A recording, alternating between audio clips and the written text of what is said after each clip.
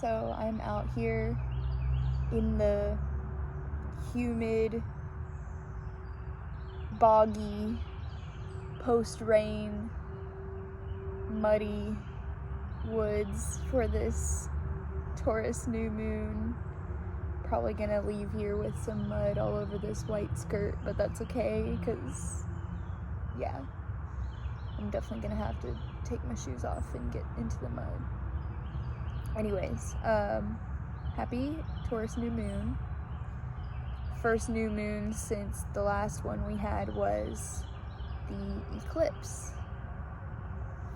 The total eclipse in Aries. And so now we have the new moon in Taurus. And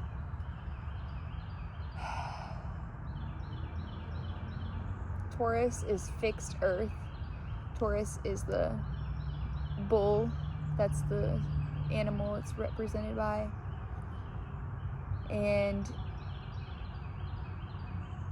what this new moon is asking us to do is to get into the body, to embody something. So we have all the planets in almost all Taurus and Aries. We have the moon in Taurus, sun in Taurus, Venus in Taurus, and we have Jupiter in Taurus, and Uranus in Taurus. We have Jupiter and Uranus still in a loose conjunction in Taurus.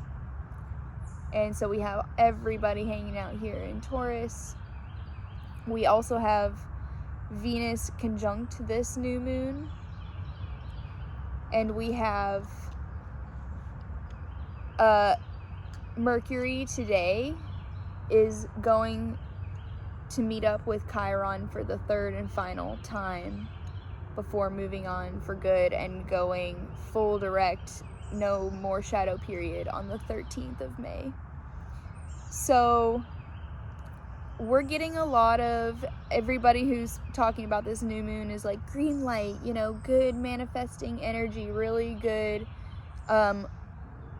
beautiful, harmonious aspects that we really have been through it, guys, lately. We have really been through it, in the past few months.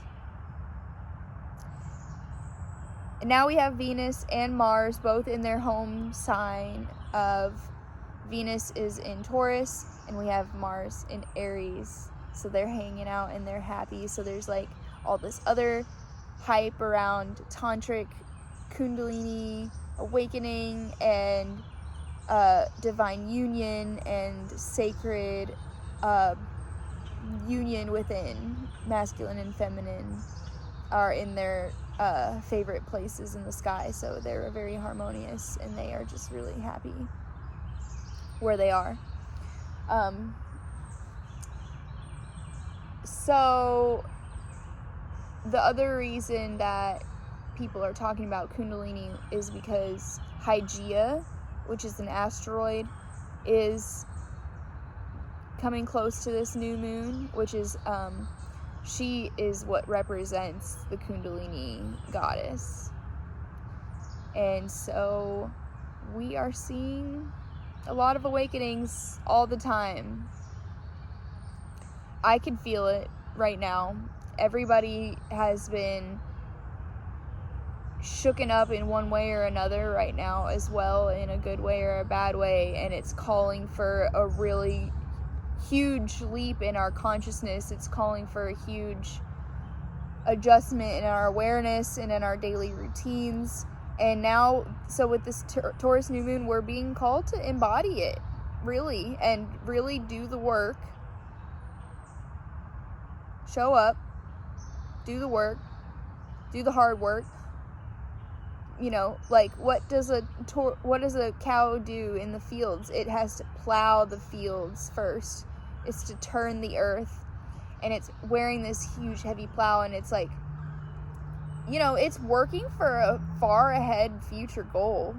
It's not getting it rewarded tomorrow, but it's doing this plowing because it knows that in the end the new seeds will be planted And in the end, the harvest will come after the hard work has been done, after the sweat and the tears and the blood. Who knows, like what's going to happen when you go through something like creating a garden.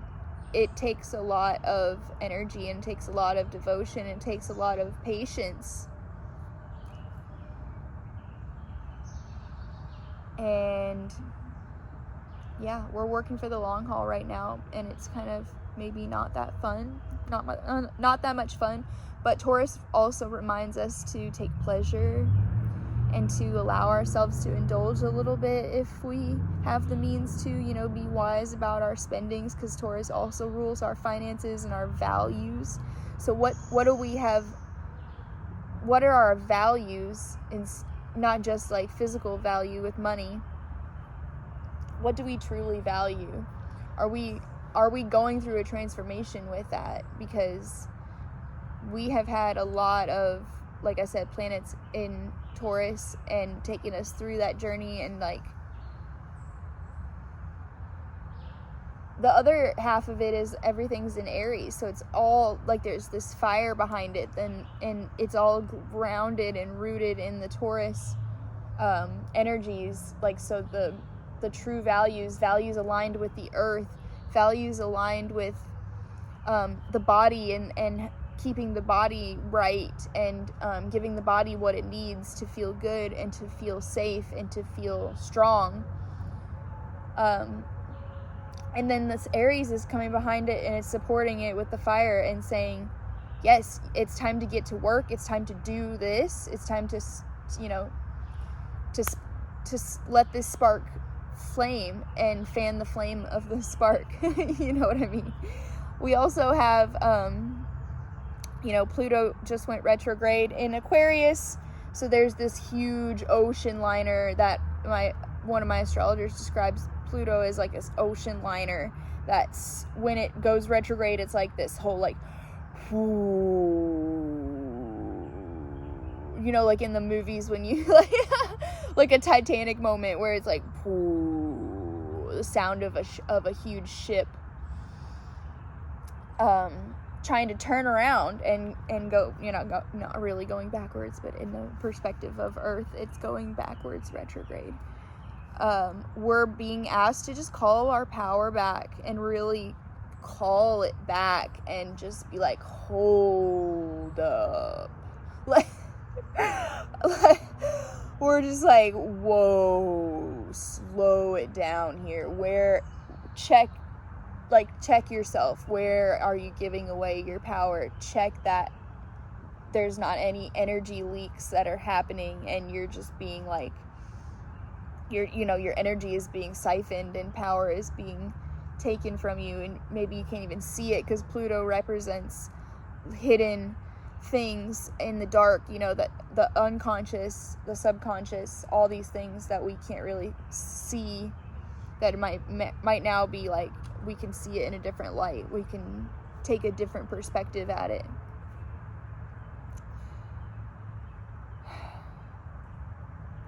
So really what we're being asked is to call back our power, step into our unique gifts, because that's Aries as well, our uniqueness, our individuality, our reason for coming to this earth. What brings us to earth? What brought us here? Why did we come here? What did we come here to do? And to really embody it, get into the body, connect with the body, move the body. Feeling stagnant. It's so funny that I'm talking about it because I'm sitting in this I'm sitting on this log all like twisted up because it's so wet, and I didn't want to get all wet yet, and I'm gonna take my shoes off and get in the mud, but right now I'm just gonna like sit awkwardly and not get wet yet. Anyways, connect with the body, give the body what it needs. Maybe you can feel the body on a new level now that you've recalled some of your power.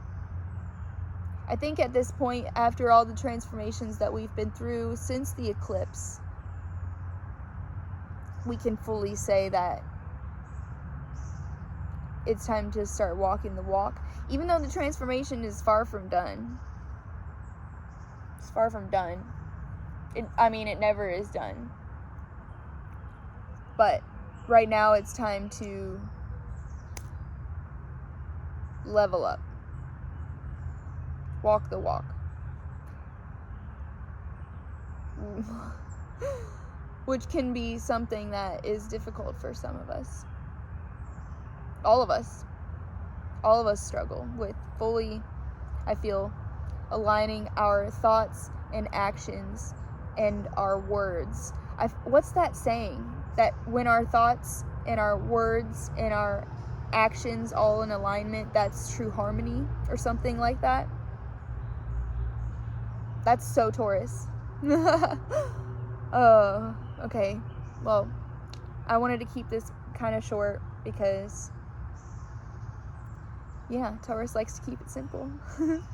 I love you guys. See you next time. So, a little bit more about the Taurus energies, with how Taurus is associated with values. It is associated with self-worth, because Taurus is about the self, and it's about the body, and it's about respecting the body, and it's about sovereignty. And Aries is there, right? We are working with our last new moon in Aries, which was the solar eclipse, and it's reinforcing us to stand on our own 2 feet, strong and embodied.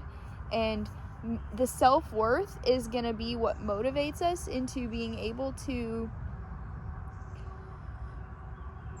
know what we're worth and not settle for less. And Taurus can have some pretty high standards. Taurus really likes luxury and knows that it deserves luxury, and it kind of has like this natural, like a way, if the energies are harmonious and working right, there's this way that Tauruses can have a way into abundance and just tap into that, and like, you know, whatever abundance looks like for you. It could be financial, it could be whatever. But so we're with all the Aries energy, it's, we still have the North Node in Aries for another 8 months, and we are still on this journey of learning how to stand on our own 2 feet. And right now we're in this portion of the journey where we're asked to look at our self-worth and look at how we can embody deeper our calling, our individuality. Like Aries, our individual calling and our reason for being here.